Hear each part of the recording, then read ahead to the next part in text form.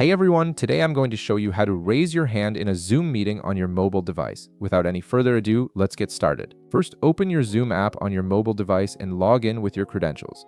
Once you're logged in, you can either start a new meeting or join an existing one depending on your needs. This feature works the same way whether you're hosting or participating as an attendee. After you're in the meeting, tap anywhere on your screen to bring up the meeting controls at the bottom. These controls give you access to all the essential features you'll need during your Zoom session, including audio, video, and participant options. Next, look for the three dotted icon among the meeting controls and tap on it. This will open up a menu with additional meeting options that aren't immediately visible in the main control bar. It's where Zoom keeps many of its useful features to keep the interface clean and uncluttered. From this menu, tap on Raise Hand. This feature is particularly useful when you're in a large meeting or webinar and want to get the host's attention without interrupting the flow of the conversation.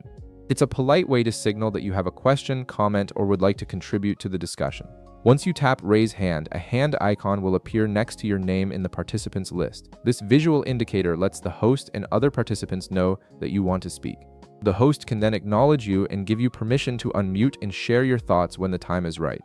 Now, if you change your mind or the host has already addressed your question, you can easily lower your hand.